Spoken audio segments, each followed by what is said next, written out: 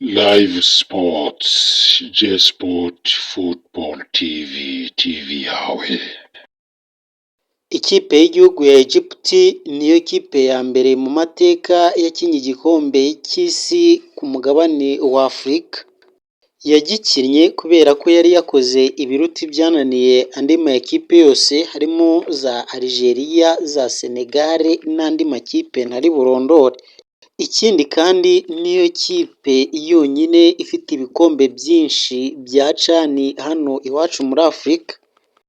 Ndabaza, ese ni iki cyagize iyi kipe igitangaza? Ni iki cyagize iyi kipe ya Egypt igitangaza? Ntiza umwanya wawe, ntiza igihe cyawe, ntiza amatwi yawe, ntiza ibintu bikeya bishoboka mu minota mikeya tuganire, nkwereke ubushongore n'ubukaka bw'iyi kipe ya Egypt. Utembereze umupira wo muri iki gihugu mu gihugu cy'Abarabu ariko giherereye muri Afurika. Ikipe y'igihugu ya Egypt yavutse 1920, ni imwe mu makipe ya mbere muri Afurika yakinnye imikino ya Olympique mu mwaka w'1920.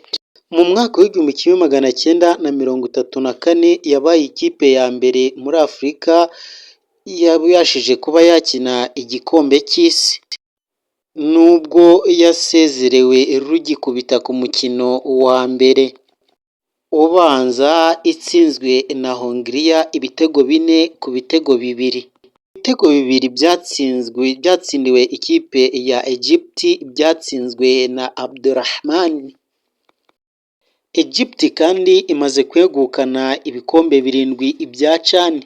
Igikombe cya mbere yagitwaye 1957, igikombe cya kabiri igitwara 1959, igikombe cya gatatu igitwara 1986, igikombe cya kane igitwara 1998, igikombe cya gatanu yagitwaye 2006, igikombe cya gatandatu igitwara 2008, igikombe ihe cya nyuma yagitwaye muri 2010.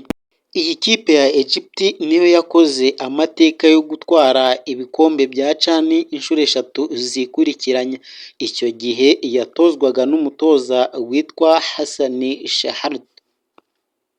Yari ifite abakinnyi nka Ahmed Hassan na Mohamed Abdurik, ikagira umukinnyi bita Issam Al-Hamdi ndetse na Amri Zak, ikagira kandi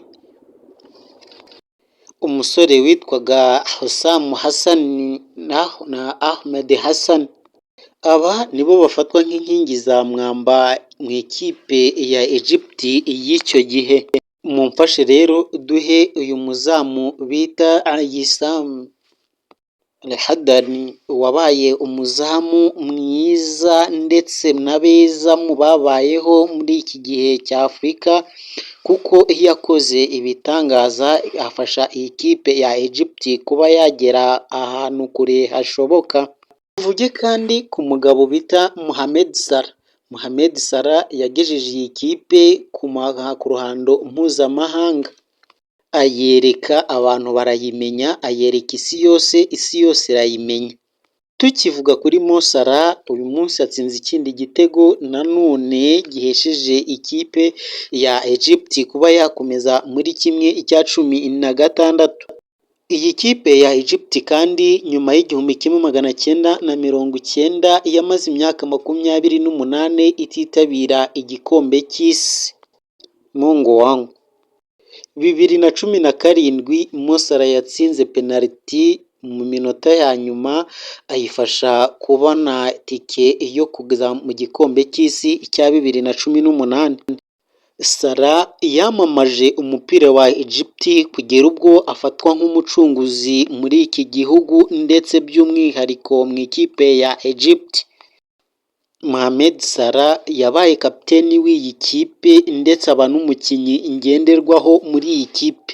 Iyo yaburaga ikipe ntabwo yabaga yuzuye. Si icyo gihe gusa kandi n'uyu munsi niko bikimeze. Iyi kipe y'igihugu ya Egypt imaze kwitabira ibikombe by'isi bine. Icya mbere yacyitabiriye 1934, icya kabiri icyitabira 1990, icya gatatu icyitabira 2018, icya kane icyitabiriye ubungubu 2026. Iyi kipe kandi ubushongori n'ubukaka bwayo bwatumye igera ku mwanya wa 9 ku rutonde rwa FIFA mu mwaka w'2010. Iyi kipe yitwa The Pharaohs cyangwa se abo kwa Farawo, uyu munsi iri gutozwa n'umugabo bita Hossam Hassan. Abakinnyi ngenderwaho uyu munsi navuga ko harimo Mohamed Salah na Omar Marmoush na Mohamed Hassan. Uyu munsi match irarangiye, imaze kugera muri 1/16 itsinze ikipe ya Australia penalite 4-2 kubera ko umukino warangiye banganya igitego 1-1. Mwakoze kubana natwe, tugire muri komenti ikipe wumva twagukoreraho amakuru cyangwa se amakuru waba ushaka kuri ekipe yawe, yaba muri club, mu gikombe cy'isi ndetse n'ahandi. Dufite umwanya kandi umwanya n'uwawe, ntacyo dufite twakwima. Kanda subscribe rero niba utarakora subscribe, niba warayikoze kandi uri umuntu w'agaciro, sangiza iki kiganiro, liking ndetse unatange comment. Murakoze.